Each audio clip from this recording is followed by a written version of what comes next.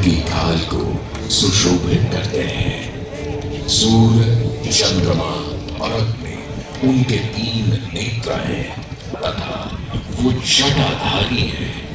पाश, अंकुश और त्रिशूलधारी हैं। वे अपने सभी भक्तों को आशीर्वाद देकर उन्हें भय से सुरक्षा प्रदान करते हैं। ब्रह्मांड के स्वामी एवं वाराणसी के भगवान श्री विश्वनाथ की हम वंदना करते हैं। वह आदि नगरी काशी, वही काशी जो स्वयं भगवान शिव के त्रिशूल पर विद्यमान है। सृष्टि के प्रारंभ में महादेव ने जब पृथ्वी पर अपनी दृष्टि डाली तो उन्हें एक भाग चमकता हुआ प्रतीत हुआ। उसी भाग को भगवान शिव ने काशी का नाम दिया। कालांतर में गंगा नदी के तट पर बसी इस काशी नगरी में समय समय पर अनेकों घाट विकसित हुए, जहां श्रद्धालु आकर पूजा अर्चना एवं स्नान किया करते थे।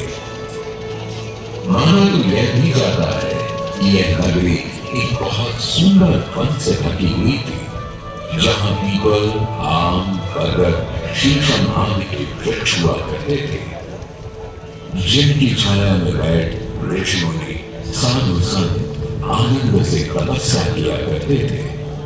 इसलिए इस जगह का उल्लेख आनंद वन के नाम से भी किया गया है। जितनी पुरानी काशी नगरी है उतना ही पुराना यहाँ का काशी विश्वनाथ मंदिर भी है। भगवान शिव को विश्वेश्वर, विश्वनाथ आदि नामों से भी संबोधित किया जाता है, जिनका अर्थ है संपूर्ण विश्व के स्वामी। किंवदंतियों की माने तो सृष्टि के आदि में जब भगवान शिव एवं मां पार्वती पृथ्वी का भ्रमण कर रहे थे, उन्हें यह स्थान बहुत प्रिय लगा। तब मां पार्वती को यहाँ कुछ समय रुकने की इच्छा हुई तो भगवान शिव अपने लिंग रूप में यहीं स्थापित हो गए। तभी से 12 ज्योतिर्लिंगों में इस मंदिर को विश्वेश्वर मंदिर के नाम से भी जाना जाने लगा, जहां भगवान शिव और माता पार्वती सदैव वास करते हैं। सदियों से इस पवित्र नगरी ने अनेक ऋषि मुनियों, तपस्वियों, धर्म गुरुओं आदि को अपनी ओर आकर्षित किया है। आदि शंकराचार्य एवं मंडन मिश्र ने इसी मंदिर के प्रांगण में बहुत समय व्यतीत किया। समय बदला, दौर बदला। भारत के स्वर्णिम काल पर विदेशी आक्रांताओं की नजर पड़ी। सही बात है। जैसे तभी काशी का विस्तार अहिल्याबाई ने कराया था। संस्कृति को नष्ट करने के उद्देश्य से यहाँ आए। जब प्रथम बार गौरी ने आक्रमण किया तब पृथ्वीराज चौहान ने उसे पूरी तरह पराजित किया था। अंत में उसने क्षमा मांगी और वचन दिया कि ऐसी गलती दोबारा कभी नहीं होगी। अतः पृथ्वीराज चौहान ने उसे छोड़ दिया। संभवतः यह एक दुर्भाग्यपूर्ण निर्णय था, क्योंकि अंततः गौरी ने पृथ्वीराज चौहान को धोखे से हराया। तत्पश्चात उनके साथ बहुत बुरा व्यवहार किया तथा उनकी दोनों आंखें भी निकाल दी। पृथ्वीराज की मृत्यु के उपरांत हिंदुओं का मनोबल कमजोर पड़ गया, जिसके परिणाम स्वरूप आतताइयों ने अन्य मंदिरों के साथ साथ विश्वनाथ मंदिर को भी क्षति पहुंचाई। यह ऐसा काला दौर था जिसके स्मरण करने मात्र से आंखें नम पड़ जाती हैं।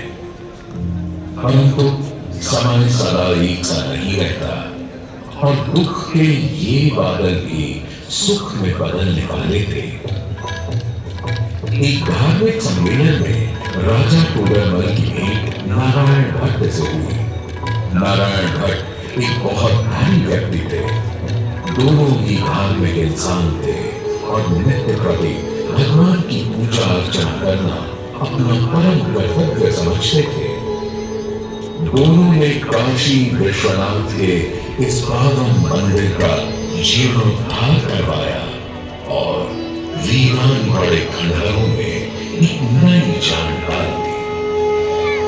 16वीं सदी में संत तुलसीदास ने यहाँ रामचरितमानस की चौपाइयों को पढ़ा था तथा संत एकनाथ ने भी यहीं पर वारकरी संप्रदाय का महान ग्रंथ श्री एकनाथी भागवत लिखकर पूरा किया था।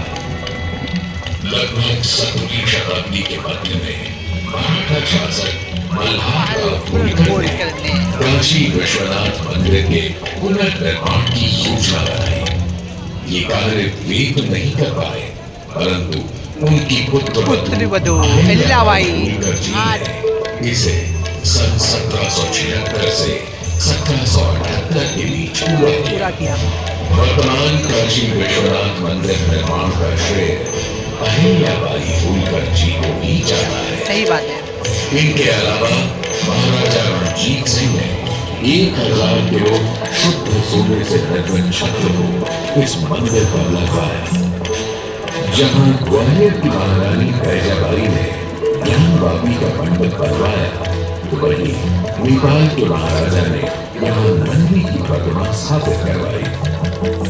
सनातन संस्कृति को सुरक्षित रखने के लिए जिससे जो बन सका उसने वैसा किया और वर्तमान में भी यह क्रम देखने को मिल रहा है। सन 2022 में भारत के प्रधानमंत्री नरेंद्र मोदी ने काशी विश्वनाथ मंदिर का जीर्णोद्धार एवं सौंदर्यीकरण करवा इसके स्वर्णिम काल को फिर से एक बार जीवंत करने का प्रयास किया। आता जा वो रिकॉर्डिंग करे जा। अरे बस ये हो गया, रिकॉर्डिंग करे जा।